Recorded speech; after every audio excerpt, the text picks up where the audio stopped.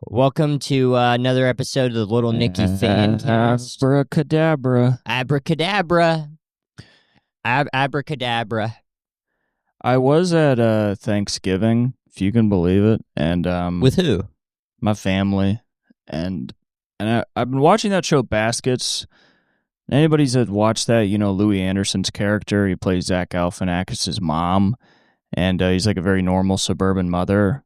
And I realized my aunt talks a lot like Louis in that show because somebody brought up The Godfather, and then she just very nonchalantly was like, I've never seen it. And then somebody was like, what? You've never seen it? And she goes, no, it's too violent for me. That's hilarious. And I was like, you just so casually mention, and I'm not really somebody that like gets like, oh, you haven't seen it, but she just shrugged it off like it was like I said she acted like it was like 50 First Dates, where she was like, no, I just haven't seen that. Like, it's just not important. But I've been rewatching Eastbound and Down. Well, I finished it, and a lot of the woman characters remind me of like my like female family members, like the way they're aggressive. how are they aggressive? That sort of like Southern woman way of like starting passive and then ending active. Right. But then the men also, Kenny Powers is just my cousins. Just the exact same personality as my cousins. Yeah, I mean, that's a character you write because you've just met those people. Yeah. That's why those shows are good. Like, Yeah, I mean, Danny McBride just does guys he grew up with. that kind of is just the best way to write anything. That's what I've been writing, is just people I know. Yeah. You write what you know. And yo ass been writing dog shit because you love to kiss and make love to dog shit. No. You love picking up dog turds off the side of the road and being like, this is my wife. No, I'm not writing that. Oh. No. Oh. No, Well, then I'm I just... guess I've been wrong. just- We don't really know each other that well, I guess. Well, you're not really interested in a lot of the things I have to say. No, so not it's hard to really. get to... Like, I brought up the ant thing, and then you were like, I watched this other show. Well, I was What just... about this other show? No. How about that? You were saying your aunt was like Let's a TV switch show, it. and then I was like, well, this other TV show I watched is also like this. Yeah, but my aunts have more money than your aunts, and you don't appreciate that. I guess I don't. You don't think about it at all. I guess I don't. And yeah. she's not rich, but I'm sorry, Cooper. I thought... my family's going to buy your town. I'm going to buy your region. My man gonna buy Nashville. I'm going to buy... Your family's gonna buy Nashville. I'm gonna buy You're gonna make Nashville. it a metal city instead of a country city. I would love to.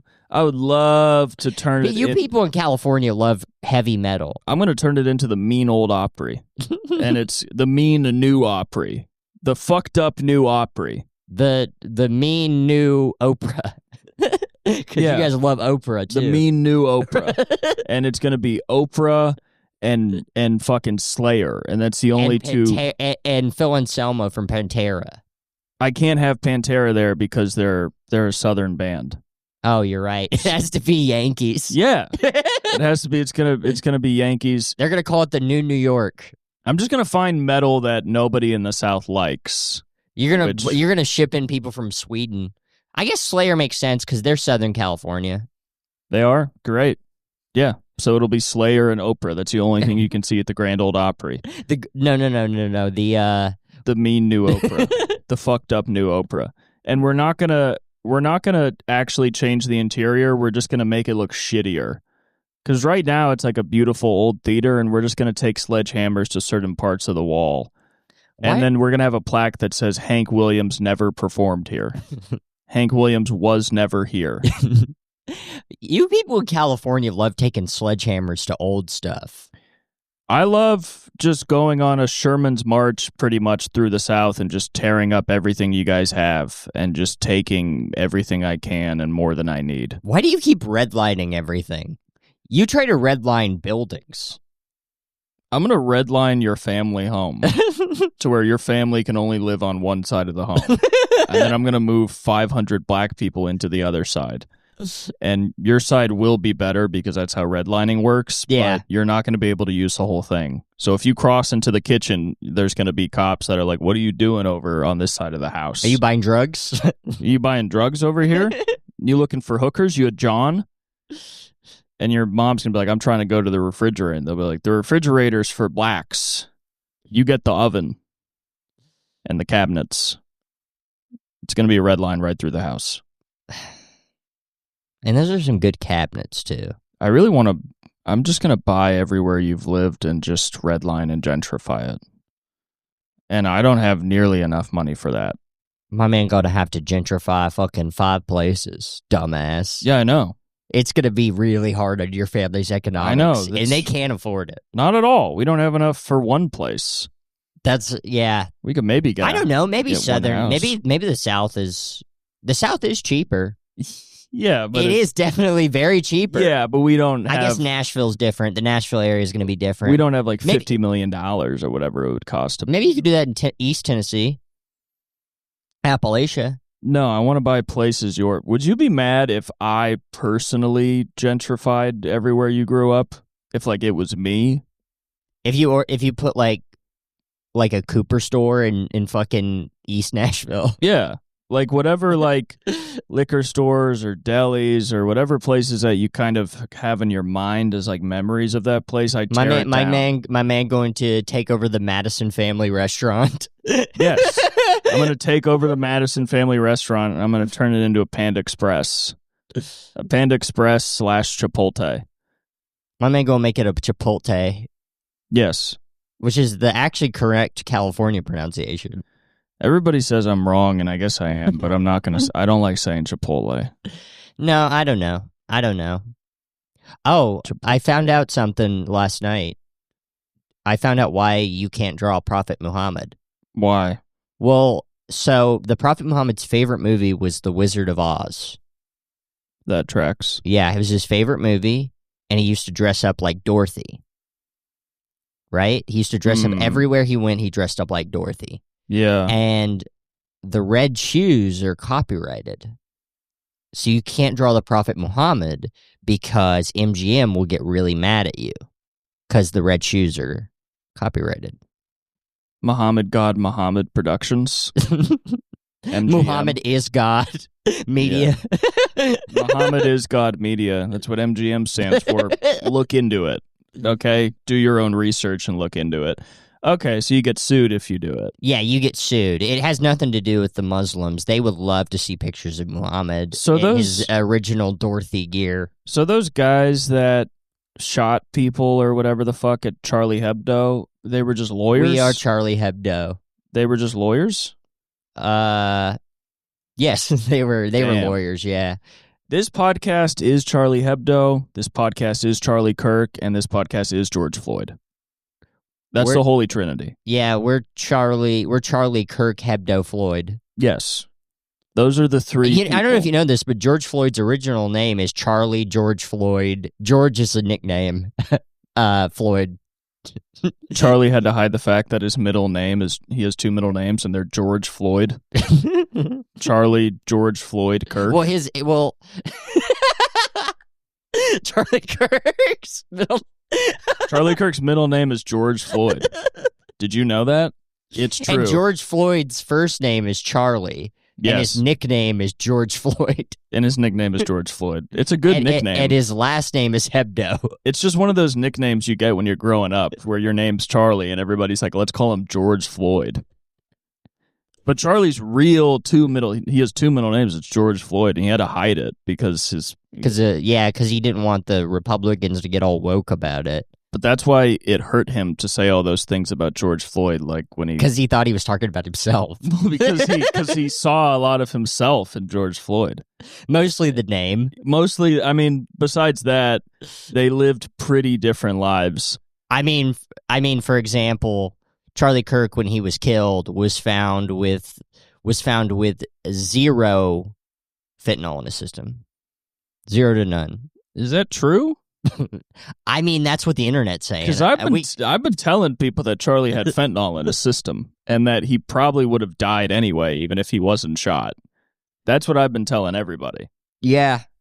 I Well, remember people just think necks are a lot like they think necks are like a lot weaker than they actually are. Well, a lot of people are saying that getting shot in the neck actually might have almost saved him from fentanyl because all the fentanyl flooded out through the neck. Yeah, But then too much blood also went with the fentanyl. and he was like, and he had also smoked some more fentanyl in between. He got shot and then smoked fentanyl. People didn't see that. When he was falling, he hit fent. Well, he was a sleight of hand magician. He was a sleight of hand musician that would only use his skills to smoke fentanyl publicly.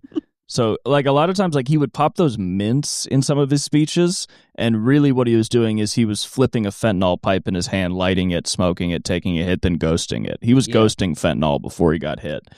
But yeah, apparently 80% of Charlie was fentanyl at the time he was shot. Well, he was a drug mule. Like, he was not even a real guy. He was just a guy that was built of a fentanyl from the cartels. That's why he would speak at colleges. It's the perfect cover. You say you're a political commentator, but really you have like a kilo of fentanyl in little baggies inside your stomach. That's why when people would ask him, why do you speak at colleges, he'd say, it's the perfect crime. Mm-hmm. That's the crime he was referring to. Yeah, and I mean, the thing is like he never used condoms for sex, but he did use them because he would tie them to a string and then swallow grams of fentanyl. Yeah. And then all of them burst in his stomach, so he was about to die, and then somebody tried to save him by bloodletting through him. A safety bullet. Yeah, through a safe. It's like bloodletting, but in a more, quick form where you just shoot a bullet through a guy's neck. Like, hundreds of people die a year from safety bullets, like, not working properly. Mm-hmm. That's what they were trying to do with Kennedy. Yeah, they were trying to... Another guy was trying to shoot him with a real bullet, so they're trying to deflect it with a safety bullet. They were trying bullet to match... that hit him in his neck actually killed him. Yeah, that's what happened with Charlie and JFK, is there was one evil sniper and one good sniper, and he was trying to meet the bullet in the middle and like crush the bullet and make it deflect. And then have the safety bullet go into his skin so he would be even stronger than ever. Well, because the safety bullets are made of vitamin C. Yeah. So they dissolve quickly and you just get a boost of energy. And then you can keep talking.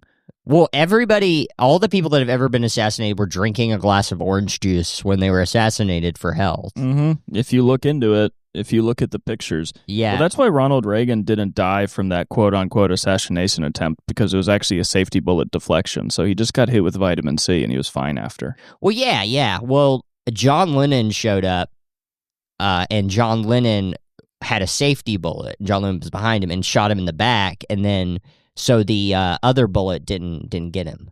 The other evil bullet. Yeah. John Lennon killed a lot of people. John Lennon killed Martin Luther King. Not a lot of people know that, but if you match up the timelines of where they were...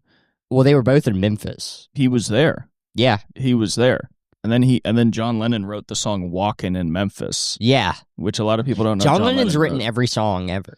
Yeah, John Lennon wrote Walkin' in Memphis. Whenever a new song comes out that was actually, like, they're still working on the backlog of John Lennon. They project by 2060 we'll finally be out of John Lennon songs and people have to write their own. Yeah. He also wrote Great Googly Moogly. Yeah. Performed by Project Pat, but it was written by John Lennon about Yoko Ono's... Well, Yoko Ono was originally supposed to feature on most of those tracks, but a lot of people thought she was too hard and she would, off-put a lot of the audience with her ghetto style. She's is like still possible to... It is... Yeah, I mean, she is ghetto as hell. It is still possible to get Yoko Ono and Project Pat on a song. She's still alive, right? Yeah. They're both alive. So it's not too late. Is Project Pat writing new music? I mean, he had that one album that sucked from like, I don't know, 2008, 2006 or something, and then after that, I feel like he hasn't put out that. Maybe I just haven't caught up with anything. I think he's doing features. He featured on Drake's album a couple of years ago. Oh yeah, he's still doing features. He's probably just charging like a lot for features and just kind of living off royalties. Yeah, smart. But he could remix his songs with Yoko Ono. Yeah. He's like, up in my face, talking this and that. Then she's like, And Yoko Ono was a chicken head. Yeah, she is a chicken head. She sucked a mean dick. She would probably love that song. Yes. I mean, she probably does love that song. Because she'd hear like the bark, bark, and she'd be like, I can just do that. Yeah. You don't need to get a sound cue for that. Well, she probably listens to so much songs that are just noise, and she's like, I should be on this. I should be on this. I could do this. What if she was on the We Are Charlie Kirk song? She could be. I haven't looked at the credits for the song. I don't know who wrote, and Maybe she wrote it. Yeah, she could. She did say Charlie Kirk reminded her a lot of her husband, John Lennon. I forgot for a second because she married so many people. That would be the funniest thing ever if right after Charlie Kirk died, Yoko Ono came out and said, Charlie reminds me a lot of John Lennon. Because if you did know John Lennon, and he's that kind of guy that, like Elton John said Young Thug reminded him of John Lennon. And it's like a big compliment that people who knew John Lennon will kind of bestow on young, usually musicians. But yeah. If you're Yoko Ono, you can say that about anybody. You could just be like, yeah, I met Millie Bobby Brown. She reminded me a lot of John Lennon. Yeah. She has kind of a Lennon thing going on. I met Benjamin Netanyahu, very John Lennon type of guy. That is a John Lennon-ass if she just, she could be funny every single day. She goes to the White House and meets Trump, and she's like, this guy reminds me a lot of John. John? John was reincarnated? When was Trump born? The day John Lennon died. Oh, I forgot about that. Yeah. That's a crazy thing. He's actually born exactly 9 months afterwards. Yeah. He was. I was born exactly 9 months after Townes Van Zandt died. So that's a fun fact about me. Because your parents are Poncho and Lefty. Yeah. Not a lot of people know that. Yeah, that your dad is Poncho and your mom is Lefty. Yeah. Which is weird. My original name is Van Zandt. I actually changed my name. Not Towns, it's Van. Your last Van name? Zandt. It's Van Zandt. My first name is Van Zandt. Your first name is Van Zandt. Your name is Van Zandt Bianchi. Yes. Shane is just a nickname I got because I was acting pretty Shane sometimes. Yeah, you weren't really hitting the Van Zandt vibe. Yeah. Sort of country folk attitude that you need to have to be considered a Van Zandt. Yeah. Yo, give it up for Townes Van Zandt. Yeah. Why Townes Van Zandt never comes out and says people remind him of John Lennon? Townes Van Zandt needs to collab with Project Pat. Yes. Townes Van Zandt and Project Pat on the same track. There's a lot of people that should collab with him. Bob Dylan. Oh, I bet Bob Dylan loves Chicken Head. Actually, I think he told me he likes Chicken Head. He likes Fight. You know that song, Fight, Fight, Fight. Mm-hmm. Bob Dylan's really big into that. Mm-hmm. Yeah. Bob Dylan should do a cover of Chicken Head. Could you do an impression of that for me? So many people walking around talking all this and talking all that. I think it would just make it longer. You know what I mean? Yeah, it would just sort of make every sentence longer. When you're saying it like that does kind of sound like a Bob Dylan. You actually could take a lot of projects, because I was just thinking you could take, like, I was raised in the projects. If you could just mix that with Desolation Row. Yeah. You know, you would start with that hook, and then he would just come in and be like, and the dope boys are on the court, you know, and he would just go on for like 12 minutes. I don't know. He's pretty good at writing songs. I feel like if you just gave him kind of an idea of and a few phrases to talk about, he could do it. You ever go through with those old musicians that are classics? You ever go through periods of them of like, because I feel like you listen to them when you're a teenager and you for whatever reason never go back to them. Yeah, of course. Like, you ever go through periods with those? There was somebody I was doing that with recently that I hadn't listened to since I was a teenager.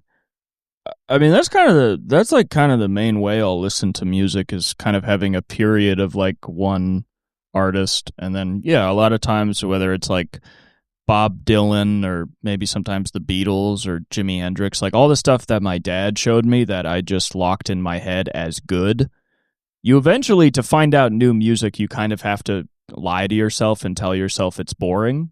Or not that it's boring, but just that like you just don't. I did it already. Yeah, you kind of tell yourself you've listened to all of it. But also with somebody like Bob Dylan, he has like close to like 500 songs. So yeah, there's no way that he has 4 good albums in the 60s. Right. There's no way that's it. Yeah. So like there's so much more that you actually need to explore. But then you get to a point where you're like, no, but you need to kind of break off to then go, I mean, truly for me, it was like to listen to like country and rap because my dad just didn't raise me on that. Yeah. So I had no awareness of it. But now I can go back. Country has stayed. Well, also the problem is you get into a whole new genre. Country's also kind of big right now. Like Country's very big right now. Because there was like a big revitalization of the genre for young people. Yeah. Because people went back. It went back to its roots. Numbers wise, it's probably the biggest it's ever been. Yeah. Just because of the population or whatever. But yeah, I got it. Then when I got into country, it was also like, okay, you get into country, so then I got into early country, and that was a whole era. Yeah. Then I got back into the Grateful Dead, and that was a long time of listening to like all of the Dix Picks, which are like a bunch of compilations of live albums.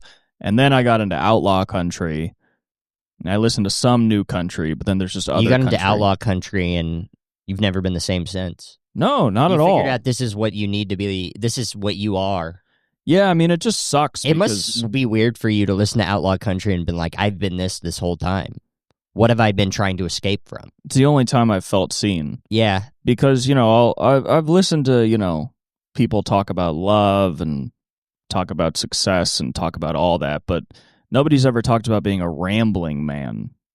And when I heard that, I realized that I am myself a rambling man. Stand-up comedians are kind of rambling man, so if you think about it. We're sort of rambling men. And I had a wife and children, but... What happened to them? I told him, you better move away. You're standing too close to the flame. Oh, wow. Wow. I did say standing too close to the flame on stage last night. I was talking about my dad drinking or something, or about drinking, and I referred to it as standing too close to the flame. Yeah. That's funny. I was being a bit of a country western cool guy up there. You can just say lyrics on stage.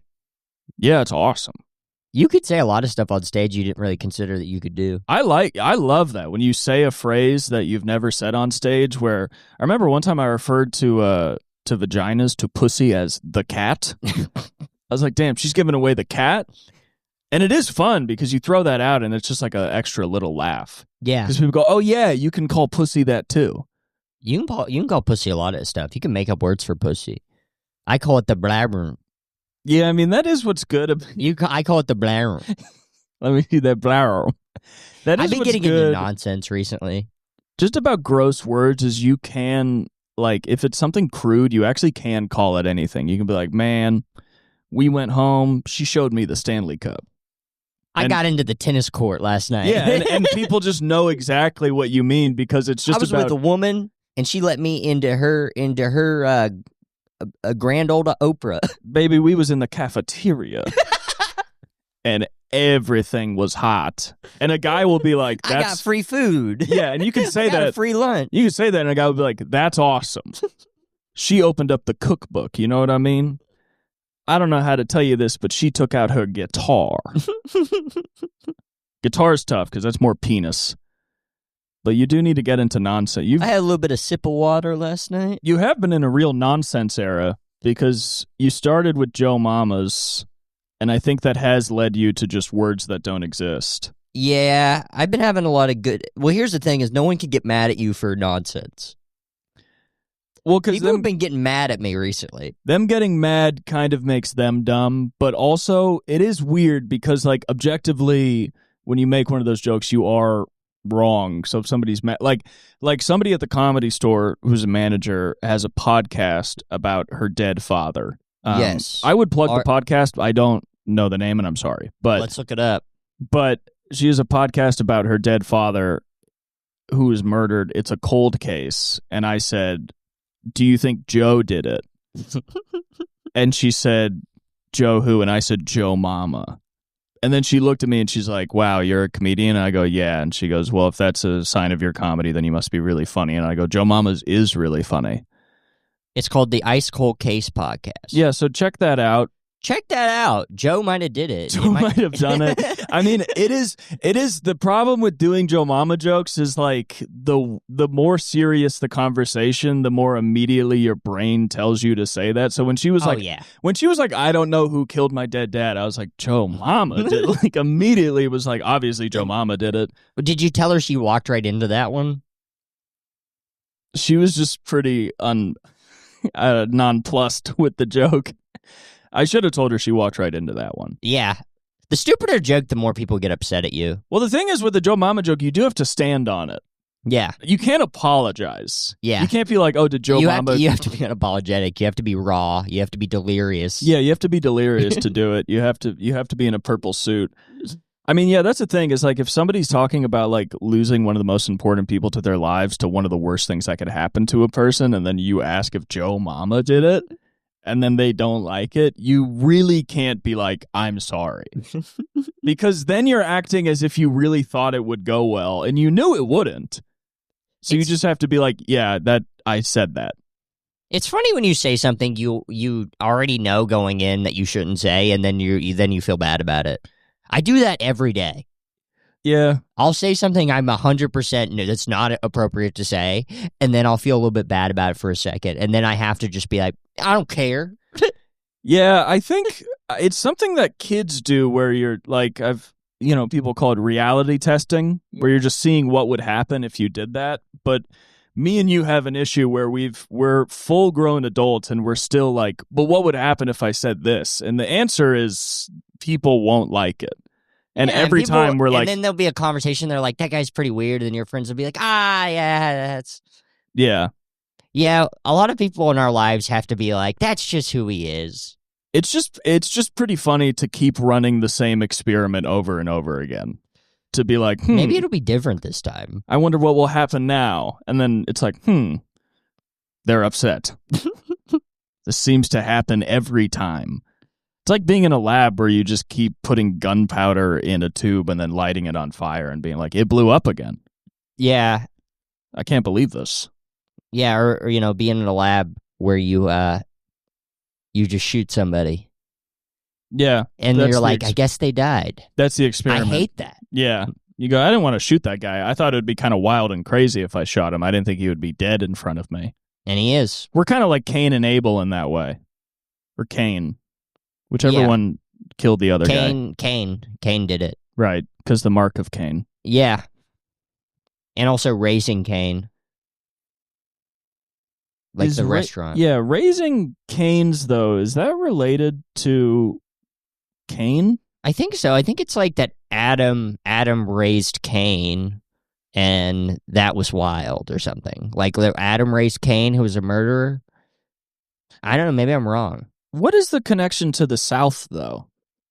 Because they use that for, like, Confederate. Just Bible stuff.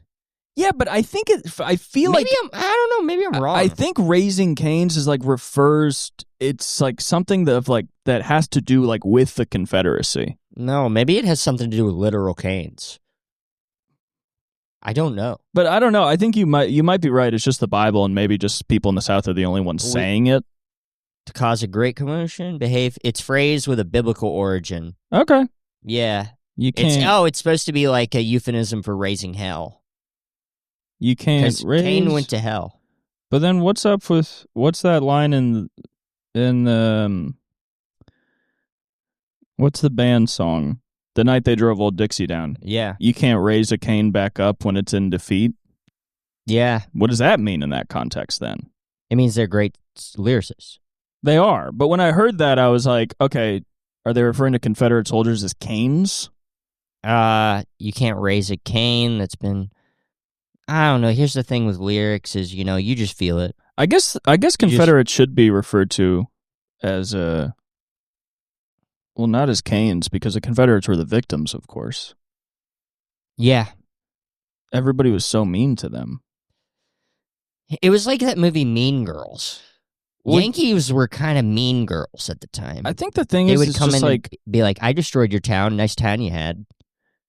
Well, and also nice Atlanta you guys had. People also hate when people have friends, and like a lot of the slave owners considered slaves their friends. Oh. They were like good buds, and so when a person's popular and has a lot of friends, people get jealous. And Abraham Lincoln got jealous of all the southern plantation owners having way more friends than him because they could buy all the friends they want, and he couldn't buy friends. And he was in his chair just like, I'm too big. Yeah, he had to make them. I'm in the 19th century, and I'm too fucking big. I'm too big for the 19th century. So nobody wanted to be his friend, and he couldn't buy guys to be his friends. And the friends the slave owners had were cool black guys, which are the coolest friends to have. And so they could probably, the slave owners could probably freestyle and stuff. Yeah, probably. Yeah. Because the slaves were probably like, yeah, we can like teach you how to freestyle. Yeah. And so they knew how to do freestyle, and they also And they dressed cool too. and they dressed cool. They probably had cool sneakers on. Oh, oh my God. I mean, do we even have to say that?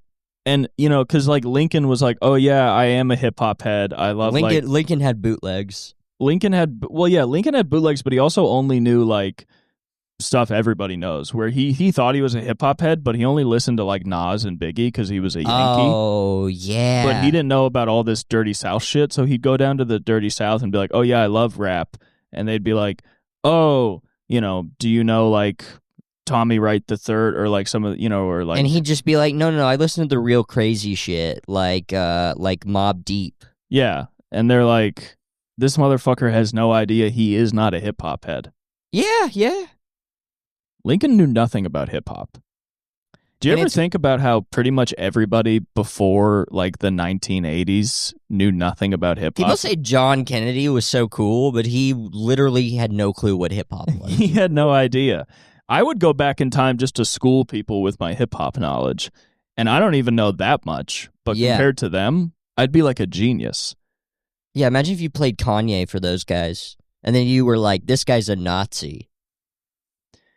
It would be sick to go back to the Nazis and play them Kanye and be like, this guy calls himself a Nazi. This is your guy. And they would just have to kind of grapple with that. And they'd be like, how does that work? And you're like, time does a lot of things. Time goes on. And in the 2020s, words lost all meaning. Yeah, so words began to lose all meaning, and black people started calling themselves Nazis. And not even black people. Black person started calling themselves Nazis. One black guy started calling themselves Nazis. A black guy from the south side of Chicago. Yeah. Where Obama's from. You guys are going to have to sit down for this Obama thing. He's from the same neighborhood as Obama. And they'll be like, Obama was an American president? We'll be like, yeah. And they're like, but you guys helped us invent Nazism. We're like, I know. We got better. I know that we got better for 8 years. Nobody defeated us, so eventually we had to have a black president because having a black president actually helps the Nazi stuff.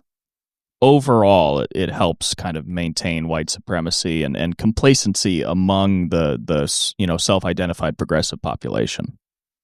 Yeah, we're kind of doing awesome sauce over there. Oh, you guys don't know about awesome sauce? Explaining awesome sauce to Nazis. And so then they become millennials, and Hitler's like, I love my doggo.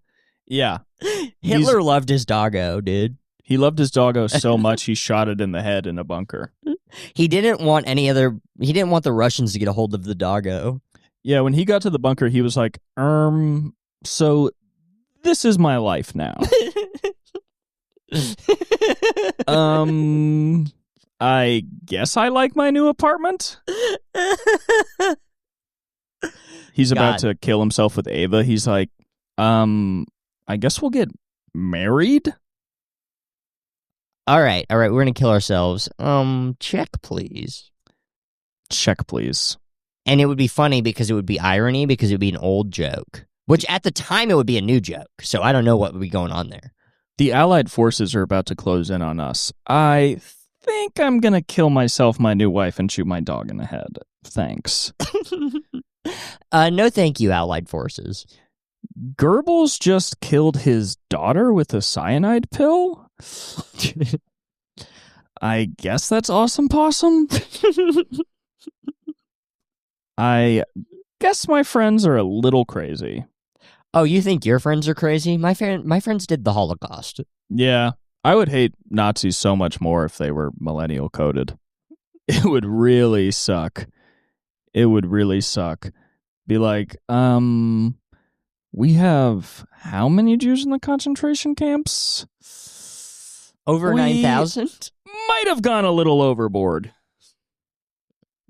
Throwing that in is crazy. They killed over 9,000 Jewish people. Dude, Holocaust stuff on Instagram is crazy. Instagram is just a Nazi app. It's crazy. You just see that stuff because you like it.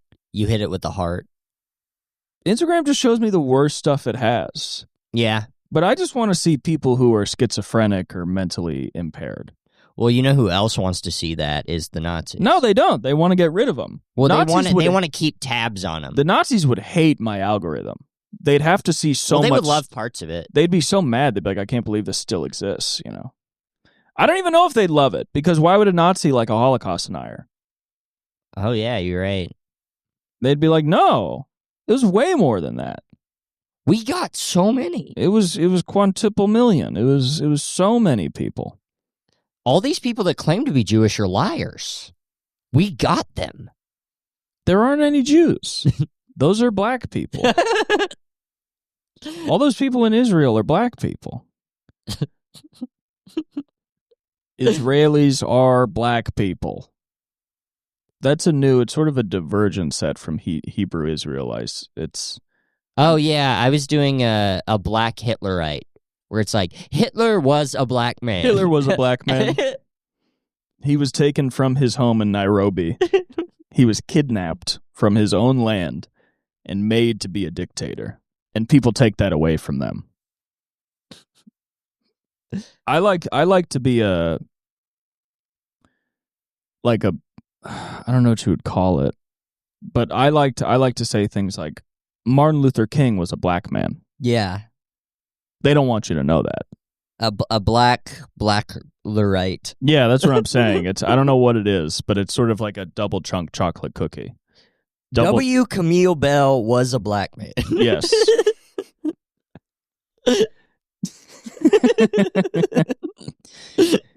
He's also a Nazi. Nobody talks about that. Yeah. Him, Questlove. Maybe W. Camille, is that his name? Camus? He's Camus. Camus. The existentialist writer. The funniest comedian who's ever lived. I mean, you got to admit, all those comedians from that era, all the post-2012 comedians, awesome.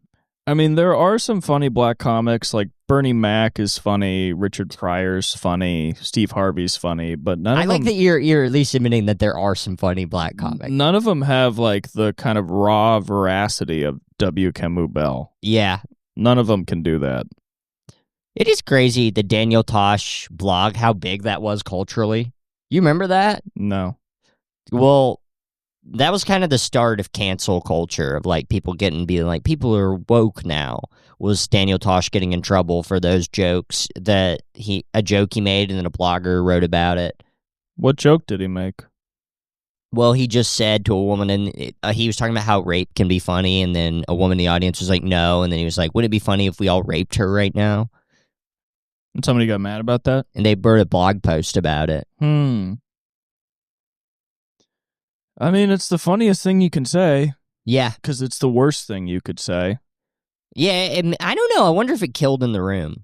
The bloggers aren't mentioning whether or not these things got laughs. It probably killed in the room. Yeah, it probably did. I know audiences. They're sheep. I mean... They're sheeple. Brian Holtzman went up the other night. He ended his set... Brian Holtzman is a black man. Brian Holtzman is a black man. A lot of people don't want you to know that. He ended his set last night where he was screaming about, a lot of horrible stuff. But he ended his set last night, or the other night, by going, I swear to God, I'm going to rape a woman on the way home. And a room of, nice, normal people laughed at it. Yeah. And it's just because he just created a space where... You can just say whatever. Was he killing and then still doing the thing where he's like, it's a joke? Yes. That's so funny when comics do that. They already have built-in I'm bombing lines. Yeah, he was making the comics laugh so hard that it was almost hard to tell how much the actual crowd was laughing. So a lot of comics packed in the room to watch him, and he was really killing with them. Oh, yeah. And then the regular people were laughing, but I couldn't tell if he was necessarily killing with them. He's definitely like... Comedians love that guy. Yeah. Because he's just the guy that says the worst stuff of anyone. That's all he does. Yeah. All he does is he just thinks of as many awful things as you can say about a topic. Yeah. As possible. And just being annoyed by people who most people feel bad for. I mean, he had a whole bit, it was very funny, wasn't clever, about he's like, how many fucking handicapped people are going to get on the plane? How many goddamn handicapped people are going to get on the plane? Do you all need help? Does everybody need help getting on the plane? Does the entire plane need help getting on? Why don't you make a separate airline called Retard Air? No seat belts. The masks don't come down from the ceiling. They don't track the flight. He just thinks of different ways to say awful stuff. And I mean, it is, it's fun to see. And then, in the middle of his set, he would just be like, it's as funny as you'll let it be. Which I also think is funny to be saying, even if you have the most open-minded audience in the world, they could just potentially not like that.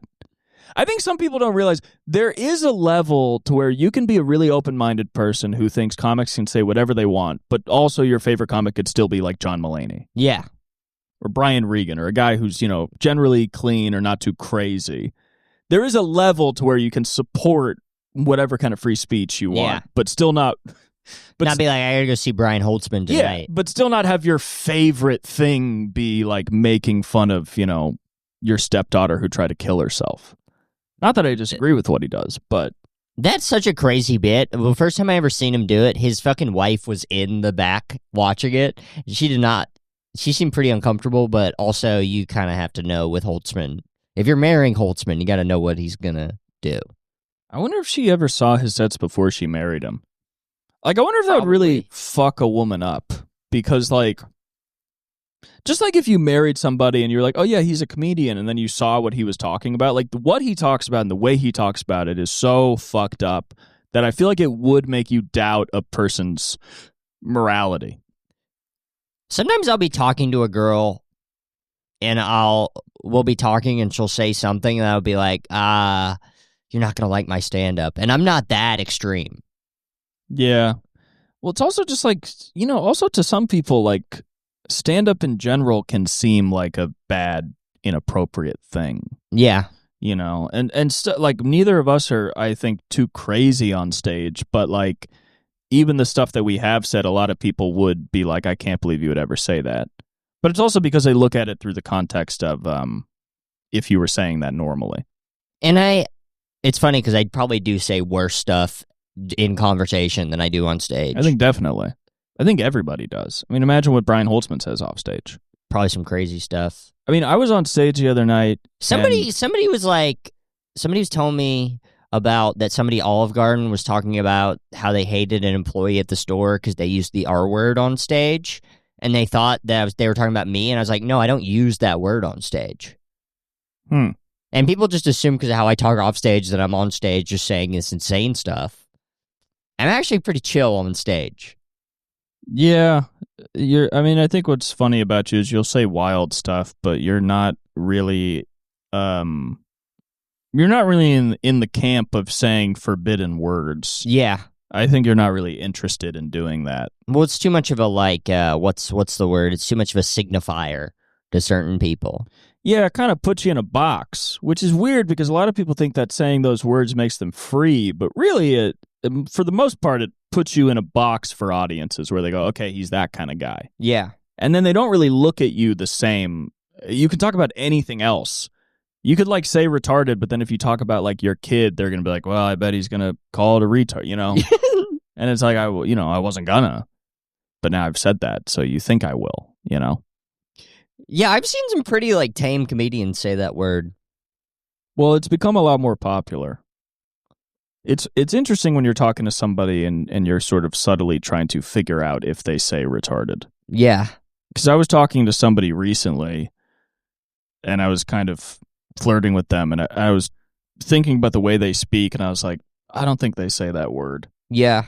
I usually, when it comes to slurs, like the slurs that are in my vernacular, the two big ones, I'm not going to say which ones they are, but you figured it out. I'm a straight guy from the South. They aren't racial, but I just wait for the woman to say it. I think you have to. You don't want to be a guy that's really standing 10 toes down on still saying retarded. Yeah. You can't be on a date throwing that out. No. And then if she's like, I don't like that, be like, well, that's how I talk. Yeah. If you're not willing to give up saying that word to fuck somebody, you are actually ableist, I think. Yeah. You know what I mean? Like, I think that's when the word is actually truly offensive. If you're sacrificing getting your dick wet to say it, you truly do have a problem. Yeah. You're like a fucked up guy. I would sacrifice that word for a sandwich. If they were giving out free sandwiches and all you had to do was not say the R word, then I'm Mr. Woke. I'm Mr. Millennial. I'm Mr. Millennial. I'd go, I guess I don't say that anymore. Because I also... It is weird, even a 2-year difference, the way people view words is so different. Like Gen Z versus Millennial. Yeah. Well, I mean, it just gets so wrapped up in like what you want the world to be. And millennials just feel, hopeless, and they feel cheated, and they are cheated, and they are hopeless. And so, how do you kind of feel power in that system is you kind of look at what you maybe can control. Yeah. And controlling language is a lot easier than controlling like the actions of a government. Yeah. So you're like, we can police language, we could do that, I think the idea behind policing language is based in a good thing. The idea that if you change how people speak, you'll change how they think, but it didn't work. No, it didn't work. That's the thing with stuff. It's like, if you get to a certain point where you're like, well, that didn't work, then you just have to stop. Just not good enough marketing. Not good enough marketing, and there's too many grifters involved, too many people that actually didn't give a shit. Once you get this many grifters in a thing, it's going to ruin it. Yeah, well, people are always doubtful of Puritans. Yeah. If you espouse any virtue, people go, I don't think you actually do that. And if I do that, does my life get better? Yeah. And they go, no, you don't make any more money. Your wife doesn't love you anymore. You're still unhealthy. Your kids are still in a bad school. And you go, well, then I'm going to keep saying it then. Yeah. Because that doesn't change that for me. Anyway, I have to use the bathroom really bad. It can be a short episode. Yeah, we could do a short episode today. And I got to use the bathroom one where I can't just leave for a second. Sure. I understand. Do you guys understand? Do you guys understand which one that one is? Do you guys know what that means? I know I'm not supposed to talk about that one, but... Yeah, because fucking millennials... Millennials will be like, you take a what? Millennials are like, you can't talk about going to the bathroom. You're taking an S? You can't take an S right now. You can't use the S word. Please call it an S. Please. Stop saying shit. It's ableist, because some people have colostomy bags. That's actually a funny sketch. It's just a family at Thanksgiving, but the uncle, instead of being racist, just keeps talking about taking fat, sloppy dumpers. And they're like, he can't, please don't say that. He's like, oh, word police. They're like, no, we're eating. And you're talking about diarrhea. Okay. Make America poop again? Yeah. He's got a hat on that's covered in poop. Oh, you're mad because I'm wearing a hat. It's covered in diarrhea and you're at the dinner table. All right. Well, Shane's got to go to the office. Yeah, if you know what I mean. I got to go, bye, guys. But, bye, guys. Stay funny. All the same, stay funny.